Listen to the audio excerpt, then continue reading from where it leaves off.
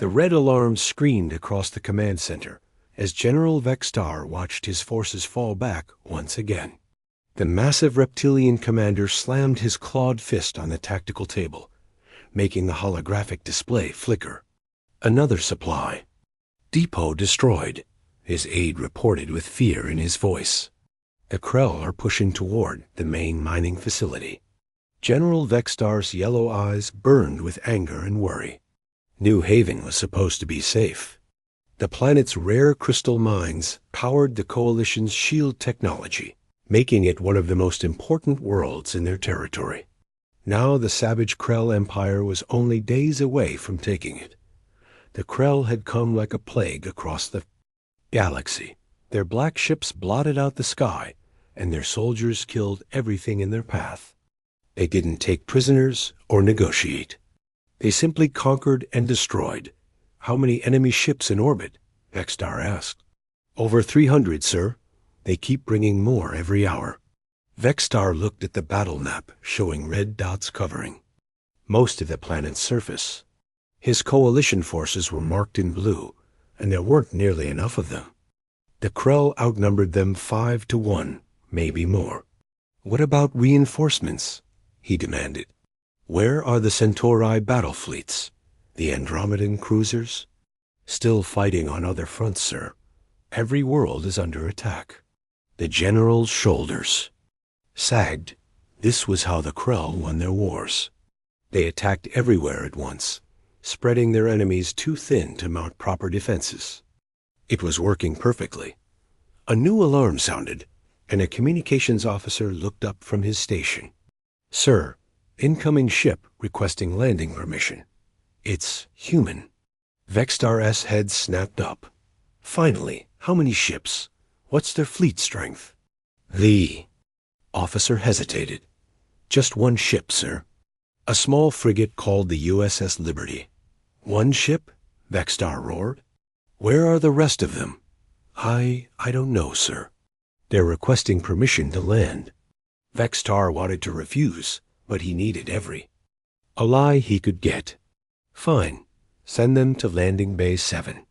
20 minutes later, Vextar stood in the landing bay, watching the human ship settle onto the metal deck. It was smaller than he expected, barely the size of a Coalition patrol boat. The hull was scratched and dented, showing signs of recent combat. The airlock opened, and 12 humans walked out. 12. Vextar counted them twice to make sure. 12 humans to fight hundreds of thousands of Krell warriors. The leader was a man in his 30s, with short brown hair and calm eyes. He wore simple military clothing with captain's bars on his shoulders.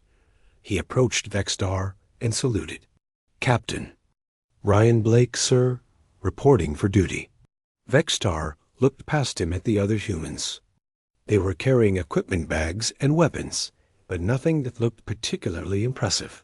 Some of them looked young, barely out of training. Captain Blake, Vextar said slowly, where are the rest of your forces? This is it, sir, Ryan replied calmly. My team is ready for assignment. Your team? Vextar's voice rose. Captain, we're facing the largest Krell invasion in galactic history. I have 3 million enemy soldiers trying to overrun this planet. Where are your reinforcements? Ryan's expression didn't change. We don't work that way, General. We're here to help, but not in the way you might expect. A woman with red hair stepped forward. Lisa Monroe, combat engineer, she said, introducing herself. We brought some specialized equipment that might be useful. Another human, a dark-skinned man with military bearing, nodded to the general. Tony Garcia, weapons specialist. We've been studying Krell tactics during our flight here. Vextar stared at them in disbelief. These 12 humans thought they could make a difference against a massive invasion force? It was either brave or insane. Captain Blake, Vextar said, trying to control his temper. I appreciate humanity's willingness to help, but 12 soldiers won't change the outcome of this battle. I need fleets, armies, massive firepower. I understand your concern, Sir, Ryan said, but humans fight differently than other species. We've found that sometimes a small, well-trained team can accomplish more than a large army. How? Vextar demanded. The Krell have war machines the size of buildings. They have orbital bombardment platforms. They have enough soldiers to cover this entire continent. What can 12 humans do against that? Ryan smiled slightly. We can think, sir. And sometimes that's enough. Before Vextar could respond, explosions echoed across the base. The ground shook, and emergency lights began flashing. The Krell were attacking again. All units to defensive positions. Vextar shouted into his communicator. He turned to Ryan. Captain, get your people to safety. This is no place for civilians. We're not civilians, General, Ryan said firmly. We're soldiers, and we're here to fight. Lisa Monroe was already unpacking electronic equipment from her bag. Where's your command center? She asked. I need to access your sensor network. Tony Garcia checked his rifle and looked toward the sound of explosions. How far are the Krell? From this position? Vextar looked at the humans in amazement.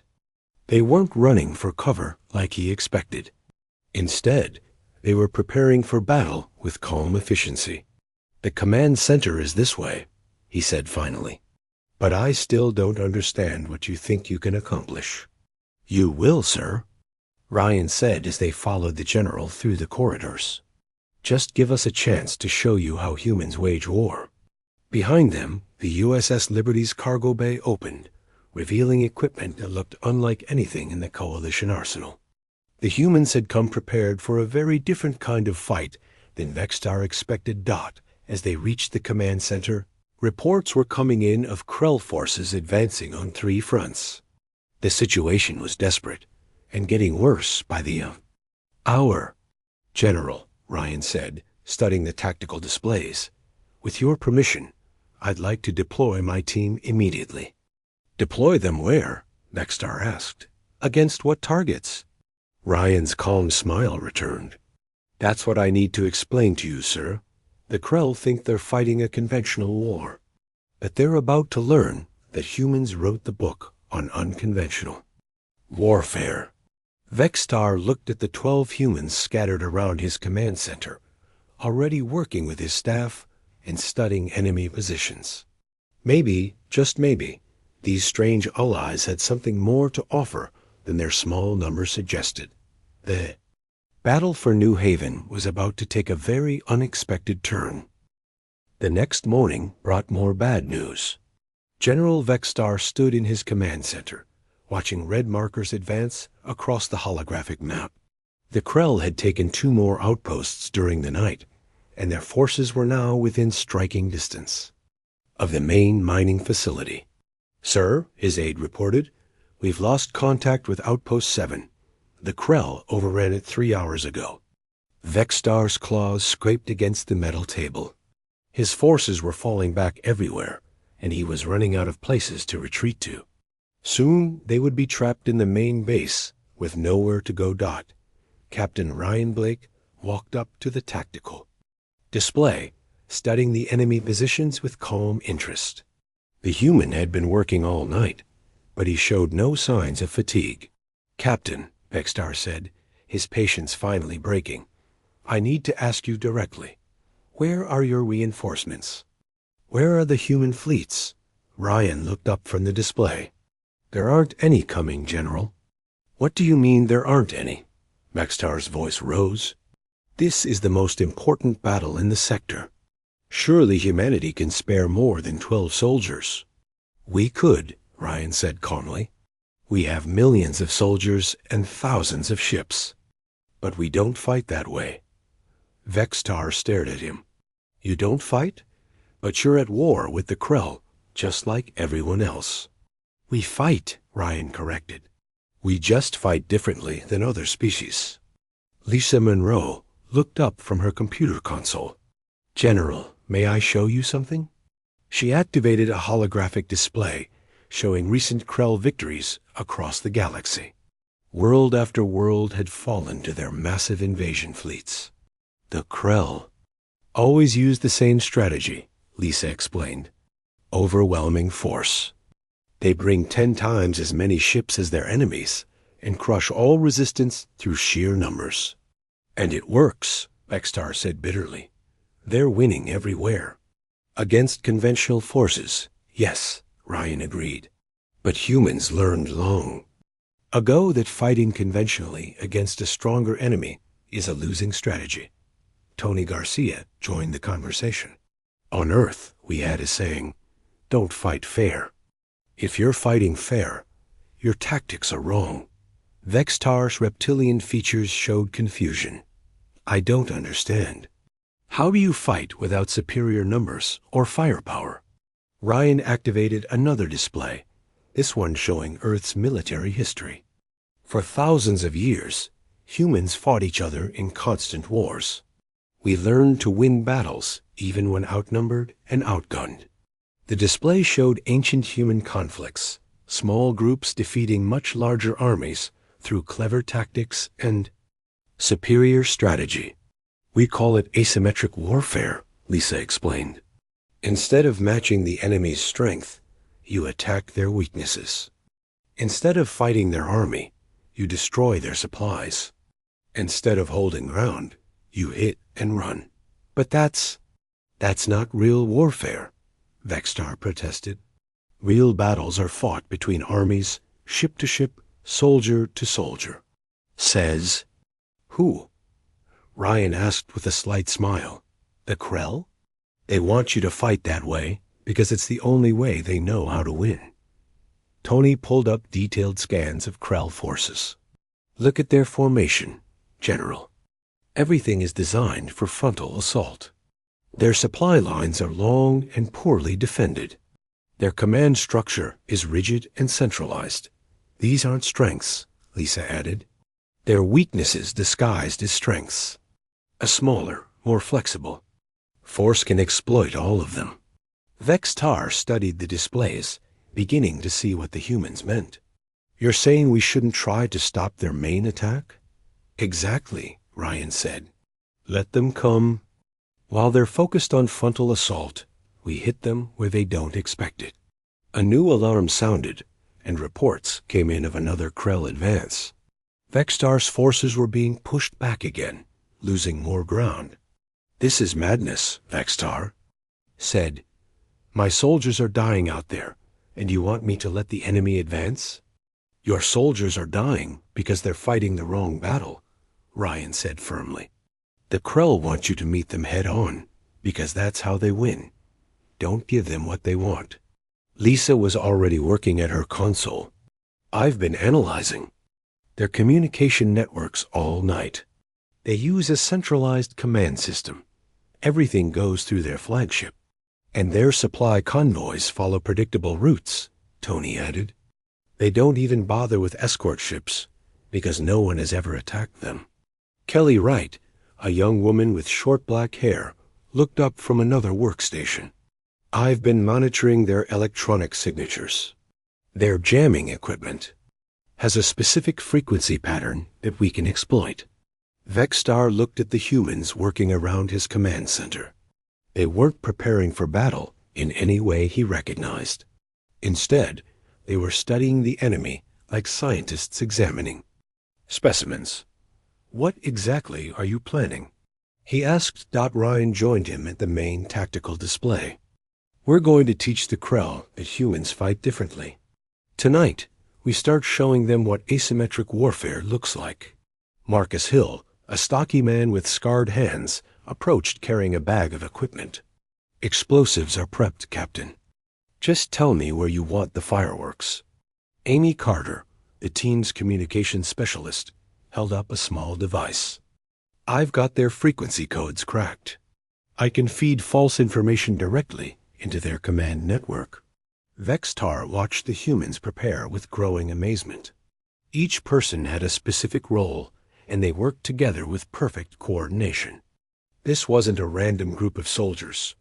It was a precision instrument designed for a very specific type of warfare. How do 12 people destroy an invasion force? Vexstar asked. We don't destroy it, Ryan explained. We turn it against itself. We make the Krell's size and organization work for us, instead of against us. Show me, Vexstar said. Ryan pointed to the tactical display. Tonight, Marcus hits their main supply depot. While they're responding to that, Amy feeds false reports into their network suggesting attacks on other positions. Their forces will scatter to defend targets that aren't actually under threat. Meanwhile, Lisa continued, Kelly and I will be disrupting their communications, making it impossible for them to coordinate a response. And Tony will be providing sniper support for our assault teams, Ryan finished. By dawn, the Krell will be confused, scattered, and running low on supplies. Vexstar studied the plan. It was unlike anything in coalition military doctrine. And you think this will work? I know it will work, Ryan said confidently. Because humans have been perfecting these tactics for millennia. The Krell have never faced an enemy that fights this way. What about my forces? Vexstar asked. What do they do? They keep the Krell focused on the main battle, Ryan explained. Your soldiers are the distraction that lets us work. It was a complete reversal of everything Vexstar understood about warfare. The main army would be the diversion, while 12 humans carried out the real attack. This is insane, he said finally. Maybe, Ryan agreed. But it's also effective. Trust us, General. Let us show you how humans wage war. Vexstar looked at his tactical display, showing coalition forces being slowly overwhelmed by superior Krell numbers. His conventional tactics were failing. Maybe it was time to try something unconventional. Very well, Captain Blake, he said. Show me what 12 humans can do against an invasion force. Ryan smiled and turned to his team. You heard the General. Let's go to work. As the humans dispersed to their assignments, Vexstar realized he was about to witness something unprecedented in galactic warfare. For the first time, the Krell were going to face an enemy that refused to fight on their terms. The real battle was about to begin. The first explosion lit up the night sky like a second sun. General Vexstar watched from his command center as Marcus Hill's charges turned the main Krell supply depot into a tower of flame. The blast was so bright it could be seen from orbit. Direct. Hit on the enemy depot, his tactical officer reported. Massive secondary explosions. The entire facility is destroyed.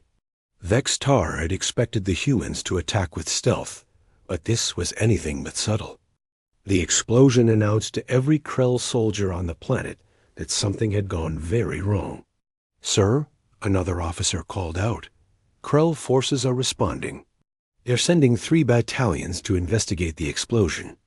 Captain Ryan Blake stood beside the tactical display, watching the enemy movements with satisfaction. Perfect. Amy, are you ready? Amy Carter sat at her communication station, fingers dancing over alien controls, broadcasting false reports. No, Captain. The Krell think they're under attack at 6 different locations. Vexstar watched in amazement as red markers on the tactical display began moving in all directions. Krell forces that had been advancing in coordinated formation suddenly scattered across the map, racing to defend positions that weren't actually under threat. They're spreading themselves thin, Vexstar observed. That's the idea, Ryan said. Confused enemies make mistakes. And the Krell have never dealt with disinformation campaigns before. Lisa Monroe looked up from her workstation. I'm jamming their primary communication frequencies. Their field commanders can't talk to each other or their flagship. On the tactical display, Krell formations began to lose cohesion. Units that had been moving in perfect coordination now wandered aimlessly, unable to receive orders or report their status.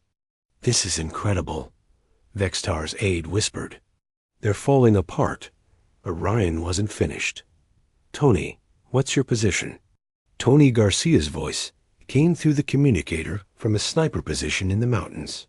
I have eyes on the Krell. Command post. 3 high-ranking officers are arguing about something. I think they're confused about the conflicting reports. Take the shot when you have a clear target, Ryan ordered. Copy that. Seconds later, Tony's rifle spoke from the distant mountainside. Through his scope, he watched a Krell general collapse, creating even more chaos in the enemy command structure. Kelly Wright was monitoring enemy electronic signals. Their response time is getting slower, Captain. They're not sure which threats are real. Vextar had seen many battles, but nothing like this. The humans weren't fighting the Krell. They were dismantling them piece by piece, using psychology and misdirection as weapons. How did you learn to fight this way? He asked Ryan. Necessity, Ryan replied. Humans spent most of our history outnumbered and outgunned. We had to get creative or die. Jack Torres, the team medic, had positioned himself where he could observe enemy troop movements. His voice crackled through the communicator. Krell patrol heading toward the mining facility. 6 vehicles lightly armed. Marcus, can you handle that? Ryan asked. Already on it, Marcus replied. Minutes later, another explosion echoed across the landscape as the Krell convoy was destroyed by carefully placed mines. Don Phillips, the reconnaissance specialist, had been watching enemy supply lines all night. Captain, I'm seeing something interesting. The Krell are pulling guards from their rear positions to respond to our attacks. Understood. Pete, are you ready for Phase 2? Pete Rodriguez, the combat engineer, was hidden near the Krell's main landing field. Charges are set on their supply. Shuttles, say the word. Not yet, Ryan said. Let them commit more forces first. Vextar was beginning to understand the human strategy. Each attack wasn't just about destroying targets. It was about forcing the Krell to react in predictable ways. The humans were hurting their enemies like animals. Sir, his communications? Officer called out. We're intercepting Krell transmissions. They're asking for reinforcements from orbit. Amy Carter smiled as she worked at her station. Not anymore, they're not. I'm feeding their orbital fleet false position reports. Their reinforcements are landing 20 kilometers from where they're supposed to be. On the tactical display, Vextar watched new Krell units appearing in empty wilderness, far from any strategic targets. The human disinformation campaign was working perfectly. How long can you maintain this confusion? Vextar asked. As long as we need to, Ryan replied. The Krell are used to overwhelming their enemies quickly. They don't know how to handle a long, complicated fight. Sue Miller had been silent most of the night, but now her voice came through the communicator. Captain, I'm in position near their fuel depot. The guards are distracted by all the explosions. I can take out their entire fuel supply. Do it, Ryan ordered. The fuel depot explosion was even larger than the first one. Mushroom clouds of fire rose into the night sky, and the shockwave could be felt 30 kilometers away. Their ground vehicles just lost half their fuel reserves, Lisa reported, checking her sensors. They won't be able to maintain their current operations much longer. Vextar's tactical officer looked up from his display. Sir, Krell forces are slowing down. Their advance has stopped completely. Because they're running out of supplies and can't coordinate their attacks, Ryan explained. A confused army is a defeated army. But the humans weren't done. Kelly Wright had been working on something special. Captain, I've cracked their automated defense systems. I can turn their own base defenses against them. Show me, Ryan said. The main screen. They watched as Krell defensive turrets slowly turned away from the perimeter and began targeting Krell vehicles instead. The enemy soldiers fled in panic as their own weapons fired on them. Impossible, Vextar breathed. You've turned their strengths into weaknesses. That's what asymmetric warfare is all about, Ryan said. We don't try to be stronger than them. Enemy. We make them weaker than us. Rob Martinez, the chief technician, had been modifying captured Krell equipment all night. Captain, their communication codes are based on a rotating frequency system. I've figured out the pattern. We can predict their next moves before they make them. Amy Carter integrated Rob's data into her systems. I can now send orders directly to Krell units, and they'll think they're coming from their own commanders. Do it, Ryan said with a grin. Across the battlefield, Krell units began receiving contradictory orders. Some were told to advance, while others were ordered to retreat. Artillery units fired on their own positions, and supply convoys drove in circles. This is beautiful, Vextar said, watching the chaos unfold. 12 humans have turned 100,000 Krell soldiers into a confused mob. And we're just getting started, Ryan replied. Wait until you see what we have planned for tomorrow. Dawn was breaking over New Haven, and the Krell invasion force was in complete disarray. Their supply lines were cut, their communications were compromised, and their command structure was falling apart. General, Ryan said, turning to Vextar, I think it's time your forces went on the offensive. Vextar looked at the tactical display. For the first time since the invasion began, his coalition forces outnumbered and outgunned his scattered Krell units. But we're still outnumbered overall, he pointed out. Numbers don't matter when the enemy can't use them effectively, Ryan explained. Right now, the Krell are fighting 12 separate battles instead of one coordinated campaign. Your forces can defeat them in detail. Vextar gave the order, and coalition forces began advancing across the map. The Krell, isolated and confused, fell back in disorder. How did you do this? Vextar asked. How did 12 humans accomplish what my entire army couldn't? Ryan smiled as he watched coalition forces retaking lost ground. We didn't fight their army, General. We fought their ability to be an army. Sometimes that's the only way to win. The battle for New Haven was turning, and the galaxy was about to learn that human warfare was unlike anything they had ever seen. General Korthax slammed his armored fist against the command console, sending sparks flying. The massive Krell warlord had conquered 50 worlds, but he had never faced anything like this. Explain to me, he growled at his cowering staff, how a handful of primitives have destroyed half our invasion force. His intelligence officer trembled as he spoke. Sir, the humans appear to be using unconventional tactics. They strike our supply lines, disrupt our communications, and seem to predict our movements. Unconventional? Korthax roared. They're cowards. Real warriors fight with honor, face to face. Yes, sir, the officer agreed quickly. But their cowardice is effective. Korthax studied the tactical displays showing his scattered forces. 3 days ago, he had been on the verge of total victory.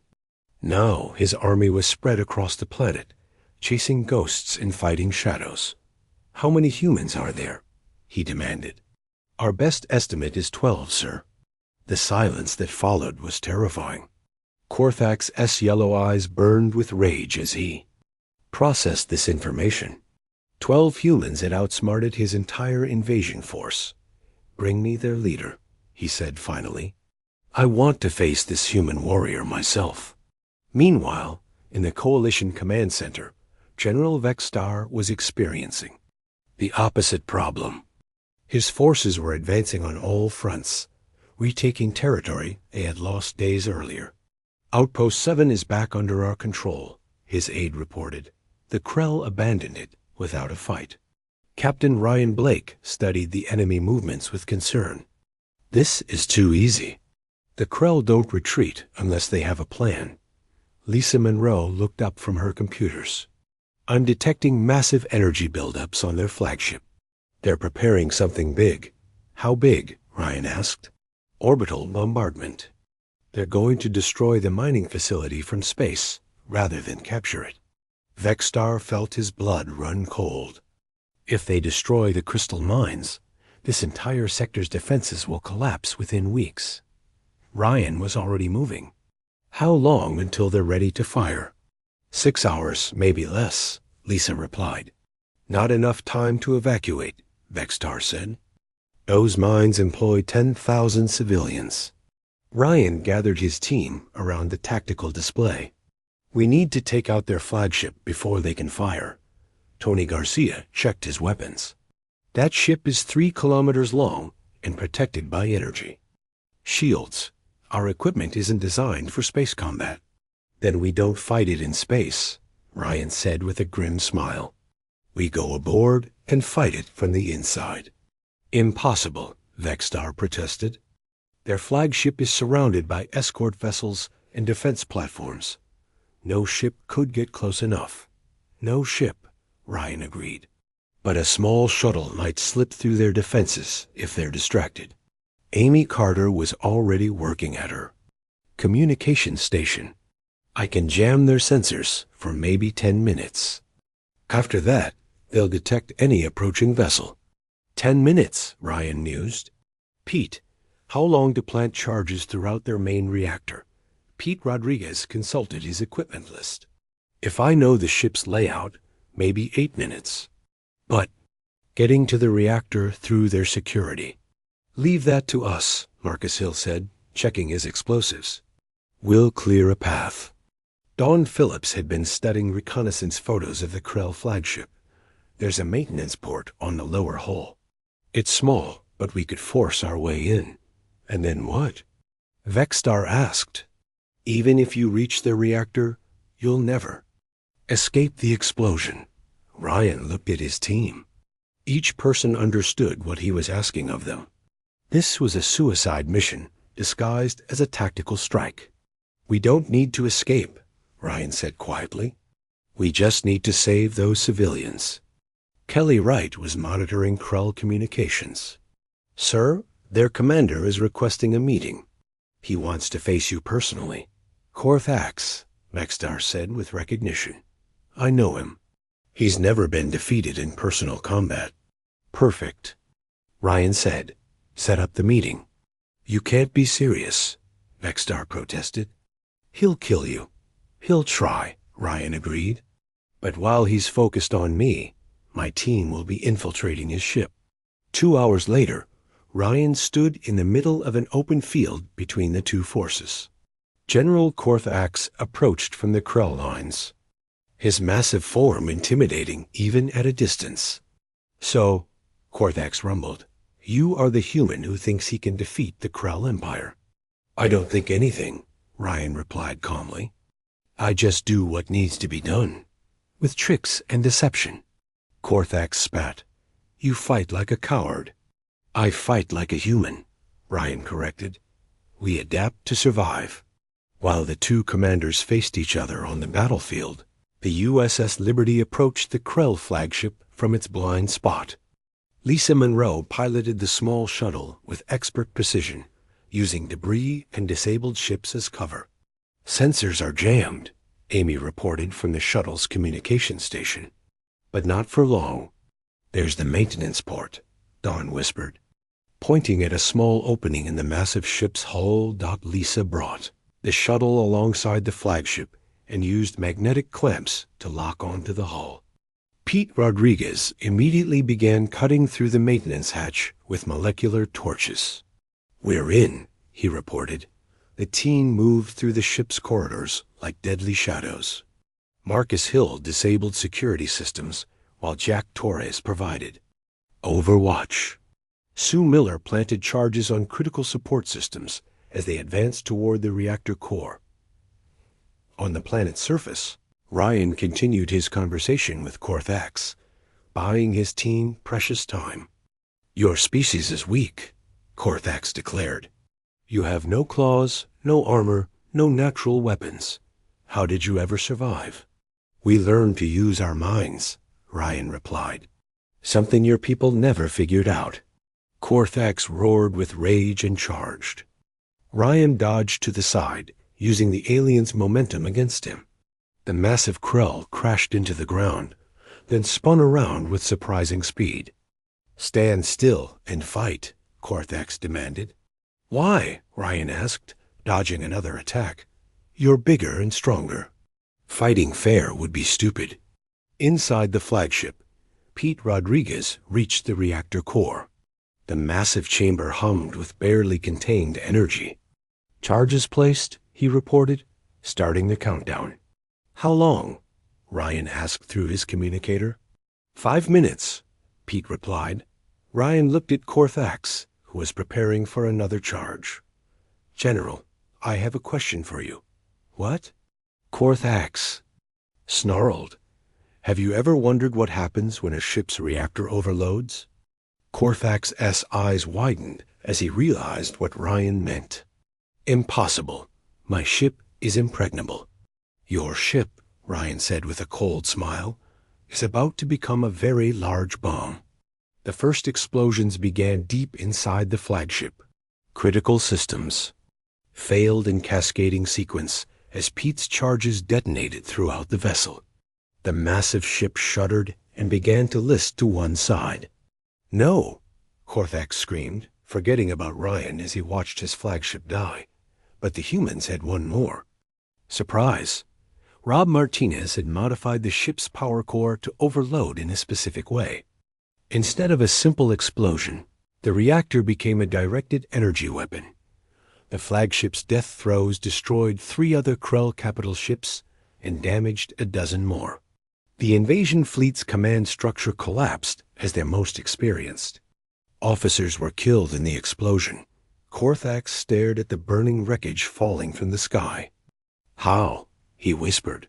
"Humans don't just fight wars," Ryan explained. "We end them." The remaining Krell forces, leaderless and demoralized, began retreating toward the remaining ships. The invasion of New Haven was over. General Vex-Tar approached the battlefield as Korthax surrendered his weapons. 12 humans, he said in amazement. 12 humans defeated the largest invasion force in galactic history. "We had help," Ryan said, looking toward the burning ships in orbit. "We had each other." As rescue shuttles arrived to collect the survivors, Vex-Tar finally understood what Ryan had meant about human support. It wasn't about numbers or firepower. It was about a kind of warfare that turned every weakness into a strength. The galaxy would never underestimate humanity again. The surrender ceremony took place 3 days after the flagship's destruction.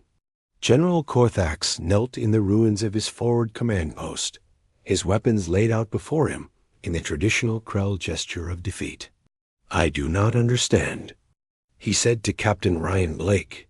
"My forces outnumbered yours 1,000 to 1. Our weapons were superior. Our ships were stronger. How did you defeat us so completely?" Ryan looked at the broken Krell general with something that might have been sympathy. "You fought the war you wanted to fight. We fought the war that needed to be fought." General Vex-Tar stood beside them, still trying to process what he had witnessed. In 4 days, 12 humans had accomplished what coalition military strategists had said was impossible.